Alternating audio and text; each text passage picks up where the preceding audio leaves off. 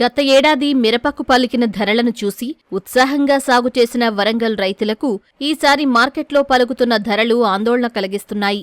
కొనుగోళ్ల ఆరంభం నుంచే గిట్టుబాటు ధరలు పలకడం లేదంటూ రైతులు వాపోతున్నారు.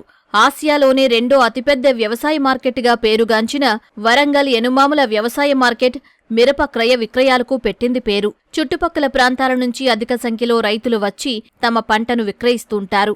అయితే ప్రస్తుతం ఆరంభం నుంచి సరైన ధరలు పలకక రైతులు ఆవేదన చెందుతున్నారు. గత ఏడాది 23,000కు పైచిలుకు పలికిన తేజ రకం మిరప ప్రస్తుతం 15,000 దాటడం లేదని రైతులు ఆవేదన వ్యక్తం చేస్తున్నారు. సీజన్ ఆరంభంలోనే ధరలు లేకపోవడం రైతాంగాన్ని ఆందోళనకు గురిచేస్తోంది. రేట్ లేదు, కష్టం, వేస్ట్, పెట్టుబడి అవుతుంది, ఉన్న దిగుబడి వస్తుంది. వేసారి 22,000 ఉంటే ఇప్పుడు 14,000 ఉండడం మాకు బాగా కష్టంగా ఉన్నది. ఈ కూలు రావట్లేదు.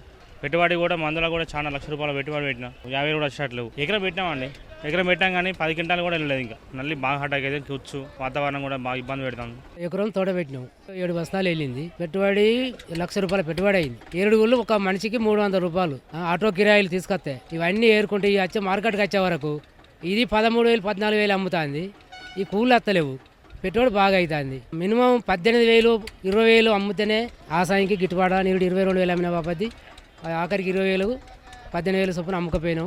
కొద్దిగా కూల్లో నాల్లో కలిసి వచ్చినాయి. ఈ సంవత్సరం ఏం లేకుండా అదే గాలికి పోయినట్టు అవుతుంది బాబా. మినిమం 20,000 అమ్మినా కానీ కొద్దిగా గిట్టుబాటు ధర ఉంటుంది మనిషికి. తెగుళ్ళు కొన్ని ఈ వాతావరణం బట్టి తెగుళ్ళు వచ్చినానికి మందులు బాగా అయినాయి. మందులు కొట్టుట్ల మందులో కూడా ఒక టిప్పుకు 3,000 4,000 రూపాయల మంది అవుతుంది. నేను ఎకరం తోట పెట్టాను మిర్చి. ఈ ఏడు ఆశించినంత పంట దిగుబడి ఏం రాలేదు. దానికి తగ్గట్టు మద్దతు ధర కూడా ఏం లేదు. 18,000 ఉండాల్సిన ధర కనీసం ఒక 16,000 కూడా లేదు. 13,500 పడుతుంది ధర.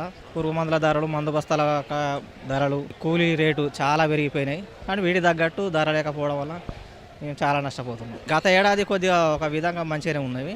ఈ ఏడాది మరీ దిగజారిపోయినాయి మొత్తానికి.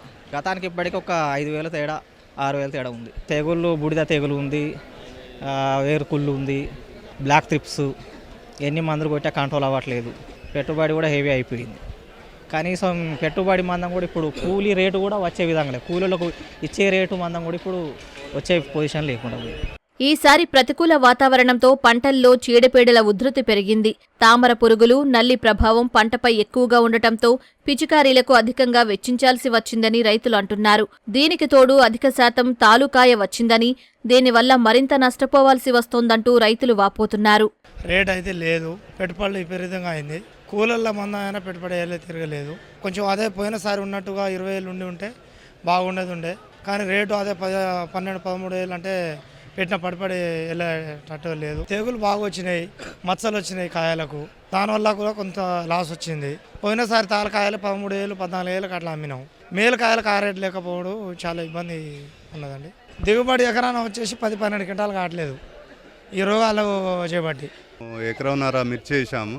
సీడుకు ఒక 20,000 దాకా సీడ్కి అయినాయి. పెట్టుబడులు బాగా అయినాయి. మళ్ళీ పోతే ఈ తెగుళ్ళకు కానీ ఏది కానీ 5 రోజులు 4 రోజులకు ఒకసారి మందు స్ప్రే చేయడం జరుగుతుంది.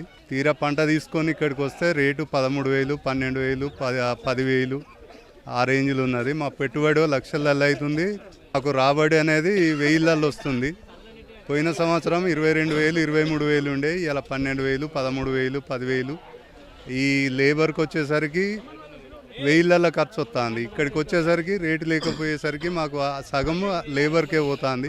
ఇక సగంలో మాకు ఈ పిండి బస్తాలు కానివ్వండి, తెగుళ్ళ మందులు కానివ్వండి, మాకు ఇదంతా చేసేసరికి ఏమున్నా కూడా రైతుకు అనేది ఏం లేదండి. ఏమున్నా వ్యాపారస్తులకు కానీ, మందుల షాపుల వాళ్ళకు, సీడ్ వాళ్ళకు తప్ప మాకు రైతుకు అనేటోనికి ఏమాత్రం ఒక రూపాయి సుతా లాభం లేదండి. మిరప సాగు ఈ ఏడాది గిట్టుబాటు కాని పరిస్థితుల్లో ప్రభుత్వం తమ పంటకు సరైన గిట్టుబాటు ధర కల్పించాలంటూ రైతులు కోరుతున్నారు.